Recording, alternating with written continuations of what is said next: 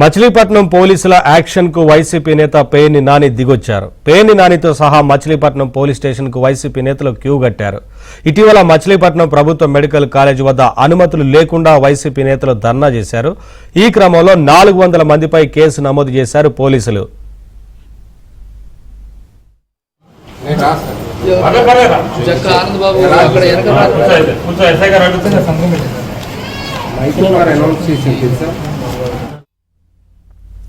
సుమారు 100 మందికి 41A నోటీసులు జారీ చేసినా ఎలాంటి సమాధానం లేకుండా వైసీపీ నేతలు మొన్నటి వరకు దోబూచులాడారు.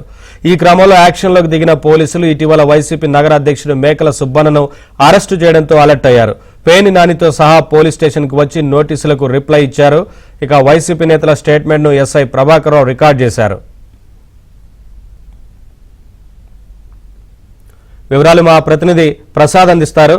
ప్రసాద్, వైసీపీ నేతలు పోలీస్ స్టేషన్కి వచ్చి రిప్లై ఇచ్చినట్లుగా తెలుస్తోంది కదా, పోలీసు నోటీసులకు సంబంధించి ఏంటి వివరాలు?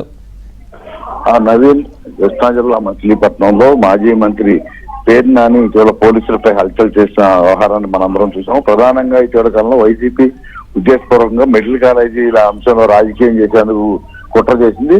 గత ప్రభుత్వంలో 17 మెడికల్ కాలేజీలు కట్టనప్పటికీ కూడా కట్టినట్టు కూడా ప్రకటించుకోవడంతో పాటు తామే చూపిస్తామంటూ కూడా ర్యాలీలుగా బయలుదేరారు. అయితే ఈ నేపథ్యంలో కూడా ప్రభుత్వం 10 మెడికల్ కాలేజీలు కట్టలేని వల్ల తామే కడతామని ప్రకటించినప్పటికీ కూడా ఆ మెడికల్ కాలేజీ నిరసన రూపంలో ర్యాలీలు నిర్వహించారు. అందులో భాగంగా కృష్ణా జిల్లా మచిలీపట్నంలో పేర్ని నాని నేతృత్వంలో వైసీపీ నాయకులు మెడికల్ కళాశాలకు వెళ్లేందుకు ప్రయత్నించగా అనుమతి లేదంటూ పోలీసులు అడ్డుకున్నారు.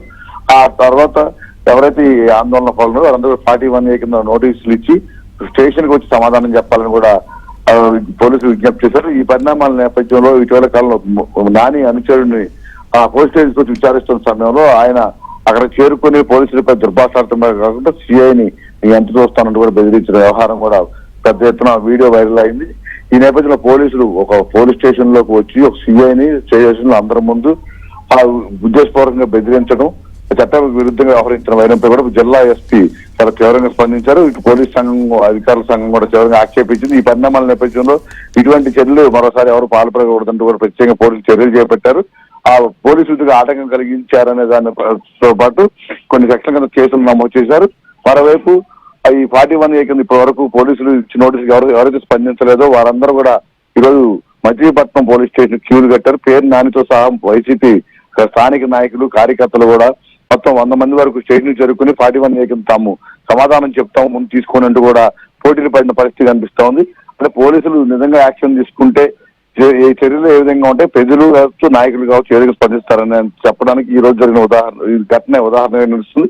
ఇప్పటికైనా కూడా వైసీపీ నాయకులు చట్ట విరుద్ధంగా వ్యవహరించడం, చట్టపరంగా చేసిన తప్పుడు ఒప్పుకో విధంగా ఉండాలని కూడా పోలీసులు సూచిస్తా ఉన్నారు. అంతేకాకుండా చట్ట విరుద్ధంగా ఎవరు వ్యవహరించారో తాము మాత్రం ఉపేక్షించలేని జిల్లా ఎస్పీ తేల్చి చెప్పిన నేపథ్యంలోనే ఈ రోజు అందరూ పోలీస్ స్టేషన్ క్యూలు కట్టినట్టు తెలుస్తోంది. పొద్దు నుంచి కూడా 41A కింద పోలీసులు కూడా నోటీసు మొత్తం వాటిని స్టేట్మెంట్ కూడా రికార్డ్ చేస్తా ఉన్నారు. ఈ స్టేట్మెంట్ తర్వాత సంతృప్తి చెందే విధంగా ఉంటే ఓకే, లేదంటే చట్టపరంగా వారిపై చర్యలు ఇస్తున్న అవకాశం కూడా న్యాయ నిపుణులు చెబుతున్నారు. Naveen, thank you Prasad.